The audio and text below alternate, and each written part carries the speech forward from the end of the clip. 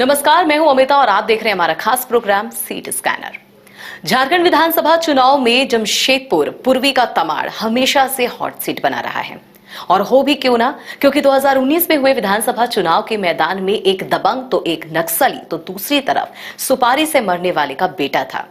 तमाड़ विधानसभा seat hot सीटों में से एक इसलिए भी है क्योंकि यहाँ के चुनावी रंजिश से जुड़ी कई दिलचस्प कहानियां हैं और इसी कड़ी में आज हम स्कैन करेंगे तमाड़ विधानसभा सीट को। तमाड़ झारखंड की राजधानी रांची से टाटा की ओर करीब 40 किलोमीटर की यात्रा करने के बाद आप वहां बुंडू पहुंच जाते हैं, जहां से तमाड़ विधानसभा शुरू हो जाता है।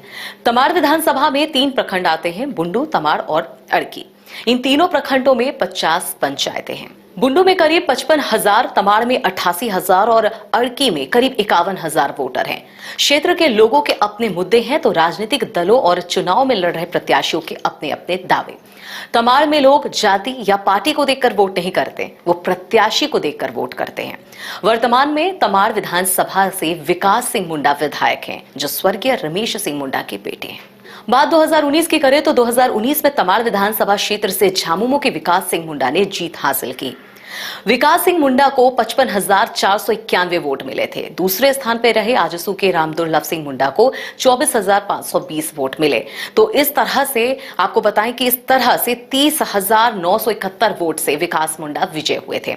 भाजपा की रीता देवी को 18,082 वोट और कांग्रेस के गोपाल कृष्ण पातर को 16,517 वोट मिले थे। साल 2000 में संयुक्त बिहार में हुए विधानसभा चुनाव में समता पार्टी के टिकट से रमेश सिंह मुंडा चुनाव में उतरे थे, तो वहीं कालीचरण मुंडा कांग्रेस की तरफ से प्रत्याशी थे। लेकिन तमाड़ की जनता अपने विधायक के रूप में रमेश सिंह मुंडा को चुनती है, तो वहीं कांग्रेस के कालीचरण को दूसरे स्थान पर रहकर सिर्फ संतोष करना पड़ता है।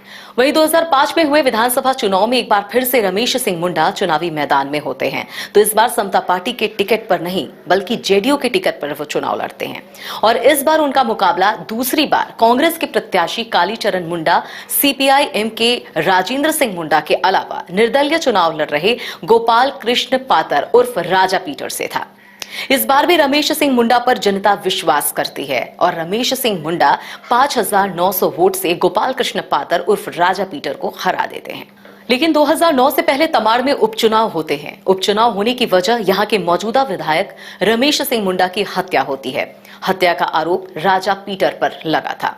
रमेश सिंह मुंडा की हत्या के बाद इस हॉट सीट पर उपचुनाव होते हैं। राजा पीटर और शिबू सोरेन एक दूसरे को टक्कर दे रहे होते हैं। उस समय शिबू सोरेन राज्य के मुख्यमंत्री रहते इस सीट से चुनाव लड़ते हैं और ये फैसला उनकी पार्टी का होता है। उस वक्त राजा पीटर चर्चाओं में इसलिए भी थे क्योंकि उन्होंने सूबे के मुख्यमंत्री शिबू सोरेन को काफी कड़ी चुनौती दी थी और शिबू सोरेन को 9,000 वोटों से हरा दिया था। इसके बाद मानो सूबे की सियासत में भूचाल आ गया हो। शिबू सोरेन जैसे ही चुनाव हारते हैं, गठबंधन की सरकार गिर जाती है और राज्य में राष्ट्रपति शासन लग जाता है। 2009 में फिर यहाँ विधानसभा चुनाव हुए। एक बार फिर से इस हॉट सीट पर राजा पीटर चुनावी मैदान में ताल ठोक रहे होते हैं। इस बार पार्टी अलग थी। इस बार राजा पीटर जेडीयू के टिकट से चुनाव लड़ते हैं, तो वहीं कांग्रेस से रामदयाल मुंडा, झामुमो से निशिकांत उरांव और आजसू पार्टी से स्वर्गीय रमेश सिंह मुंडा के बेटे विकास सिंह मुंडा मैदान में होते हैं।